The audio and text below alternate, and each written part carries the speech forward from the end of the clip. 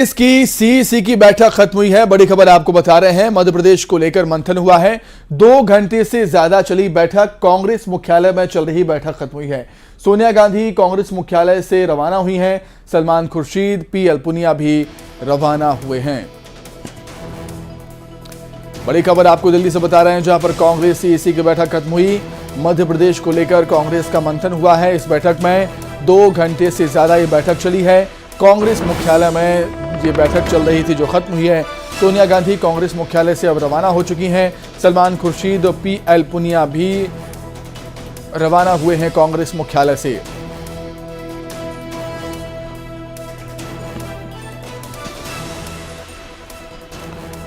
तो कांग्रेस की सीईसी की एक महत्वपूर्ण बैठक खत्म हुई। मध्य प्रदेश कांग्रेस को लेकर यह बैठक चल रही थी। करीब 2 घंटे से ज्यादा ये बैठक चली है। कांग्रेस मुख्यालय में चल रही बैठक अब खत्म हुई है। सोनिया गांधी कांग्रेस मुख्यालय से रवाना हो चुकी हैं। वहीं सलमान खुर्शीद, पी पुनिया भी रवाना हुए हैं कांग्रेस मुख्यालय से।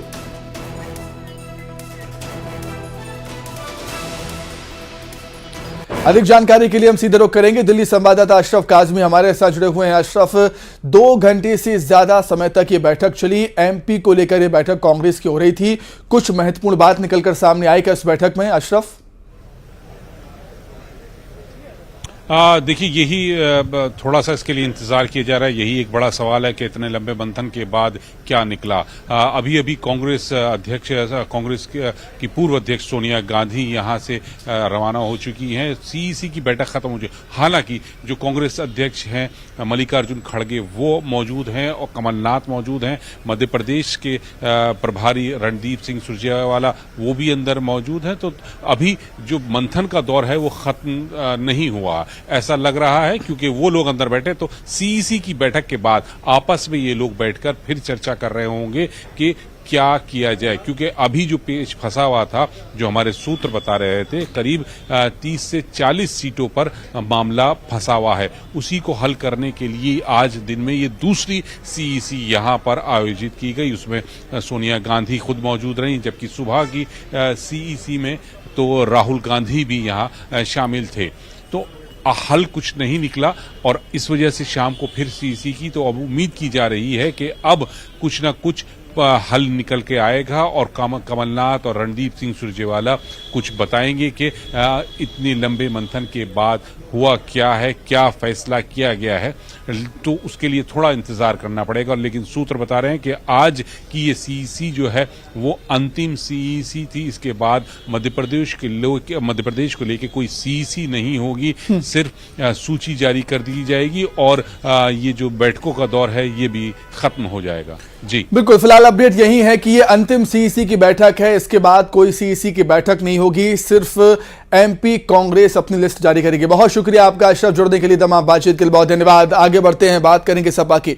मध्य प्रदेश में समाजवादी पार्टी की दूसरी लिस्ट आ चुकी है। लिस्ट में 22 उम्मीदवारों के नाम शामिल हैं। मध्य प्रदेश के लिए सपा ने अपनी दूसरी लिस्ट जारी कर दी है और इस दूसरी लिस्ट में 22 उम्मीदवारों के नाम शामिल किए गए हैं।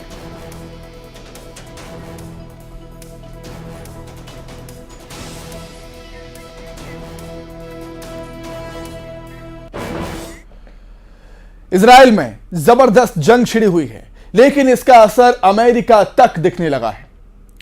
यहां एक 6 साल के फिलिस्तीनी बच्चे की क्रूरता से हत्या कर दी गई। वहीं इजराइल के हमास पर हमले भी रुक नहीं रहे। देखिए,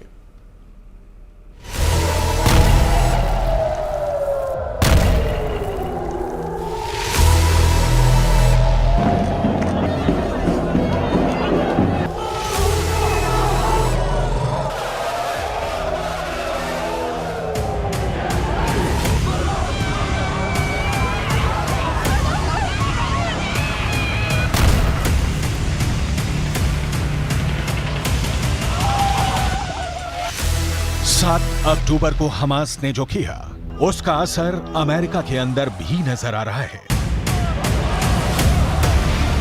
ये तस्वीरें अमेरिका की हैं, जहां पर एक 6 साल के फिलिस्तीनी बच्चे का नमाजे जनाजा पढ़ा जा रहा है।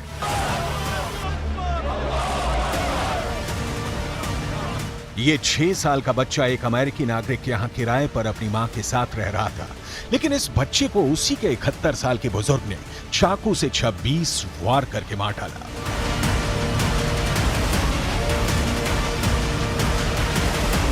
इस बच्चे के परिवार वालों ने रोते हुए अमेरिका की सरकार से प्रार्थना की है कि जो युद्ध गाजा के अंदर चल रहा है उसको अमेरिका ना शिफ्ट किया जाए।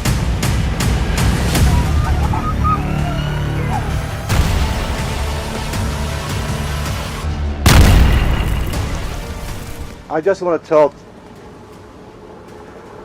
the whole world that we live in a country called USA. We're not in war. And we're not bringing war here too. What happened that day for a gentleman, that he loved that kid to start with. He used to bring him toys.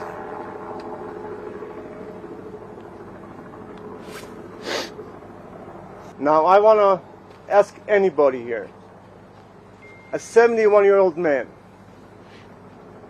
sitting on top of a 6-year-old kid, stepping him more than 26 times, and he was looking in his eyes. You tell me, is that exaggeration? You tell me what type of man he can do that. Hamas के हमले और फिर Israel के क्रूर बदले ने पूरी दुनिया को हिलाकर रख दिया है। फ्रांस के अंदर एक टीचर और उसकी 2 बच्चों की मौत एक 20 साल के चेचन मूल के शख्स ने कर डाली है।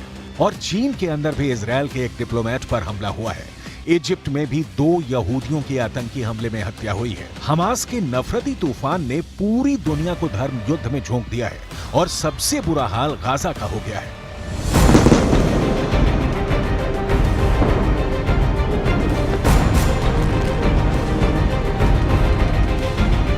गाजा के खान यूनुस कैंप पर भी इजरायल ने रात भर बहुत जबरदस्त बमबारी की है। चीन के विदेश मंत्री वांग यी, रूस के राष्ट्रपति पुतिन, अमेरिका के राष्ट्रपति बाइडेन, तुर्की के राष्ट्रपति अर्दोगान, कई बड़े नेता इजरायल से संयम बरतने की अपील कर चुके हैं, लेकिन नेतन्याहू का गुस्सा अब तक शांत नहीं हुआ है। अरबी भाषा में छपने वाले फिलिस्तीन के अखबारों में जो सूचनाएं छप रही हैं, वो दिल दहला देने वाली हैं।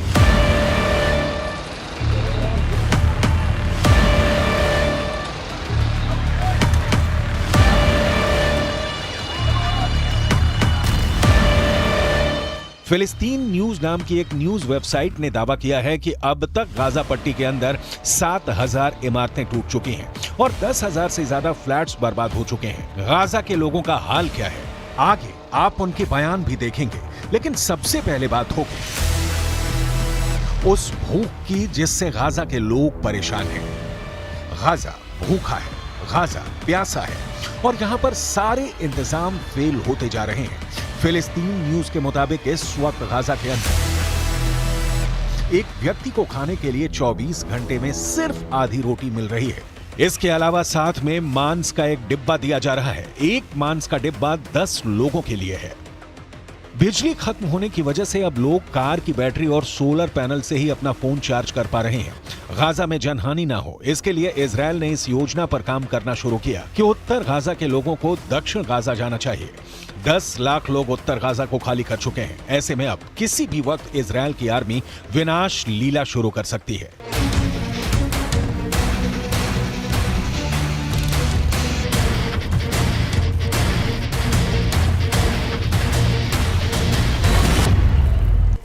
सबसे ज्यादा दुर्भाग्यपूर्ण स्थिति यह है कि संयुक्त राष्ट्र का कार्यक्रम भी लोगों को राहत पहुंचाने में पूरी तरह से फेल साबित हो रहा है। दरअसल इजरायल की चेतावनी के बाद यूएन की कुछ टीमें पहले ही उत्तर गाजा छोड़कर दक्षिण गाजा जा चुकी हैं और उत्तर गाजा में अब भी बचे हुए लोगों की मुसीबतें और ज्यादा बढ़ चुकी हैं। मोदी सरकार ने केंद्रीय कर्मचारियों को दिवाली गिफ्ट दिया है। केंद्रीय कर्मचारियों के डीए में इजाफा किया है। पीएम मोदी की अध्यक्षता में हुई कैबिनेट की बैठक में रेल कर्मियों को भी तोहफा मिला है। देखिए।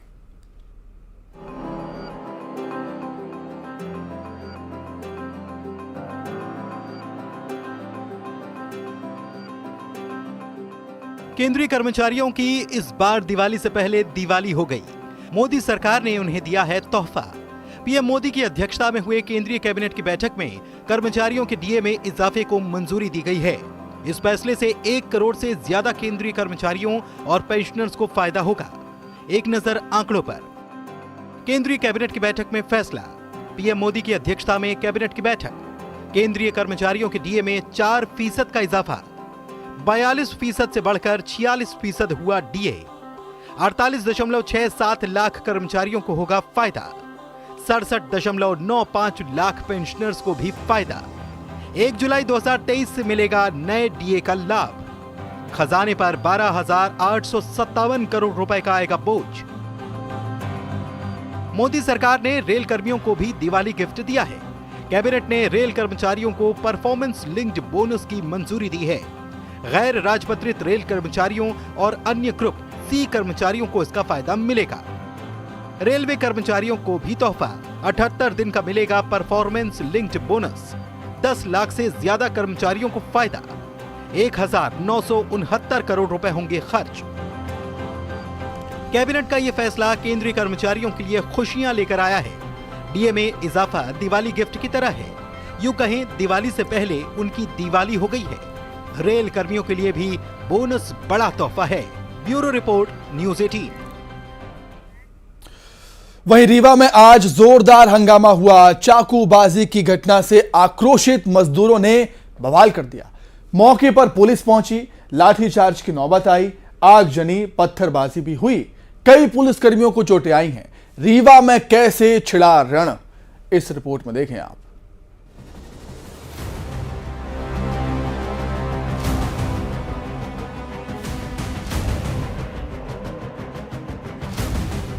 आगजनी, लाठीचार्ज, हंगामा, ऐसा लग रहा है मानो जंग छिड़ गई हो। कोई भी पीछे हटने को तैयार नहीं।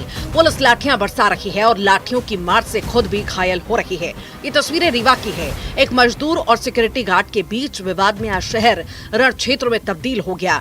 भीड़ बेकाबू हो गई। कई दुकानों पर हमला, कहीं पत्थरबाजी तो कहीं कार को आग के हवाले कर दिया गया। हालात काबू में करने पर जब पुलिस पहुंची तो पुलिस के साथ भिड़ंत हो गई। लाठीचार्ज की नौबत आ गई। पुलिस ने लाठियां भांजी तो हंगामा कर रहे मजदूरों ने भी हमला बोल दिया, जिसमें कई पुलिसकर्मी घायल हो गए। एसपी के मुताबिक 3 थाना प्रभारियों को चोटें भी आई हैं।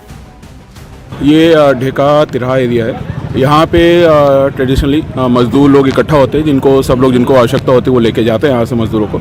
और यहाँ पे क्या हुआ, मॉर्निंग में एक सिक्योरिटी गार्ड मज़दूर के बीच में विवाद हो गया, जिसमें मज़दूर को थोड़ी चोट लग गई थी और शार्प ऑब्जेक्ट से। और उसके बाद जो यहाँ पे उपस्थित 250-300 मज़दूर थे, उन्होंने लॉ एंड ऑर्डर की स्थिति यहाँ पे क्रिएट कर दी। पत्थर भी चले हैं और एक गाड़ी भी छत प्रेस की और दुकान में प्रवेश करने का उन्होंने लगातार प्रयास किया।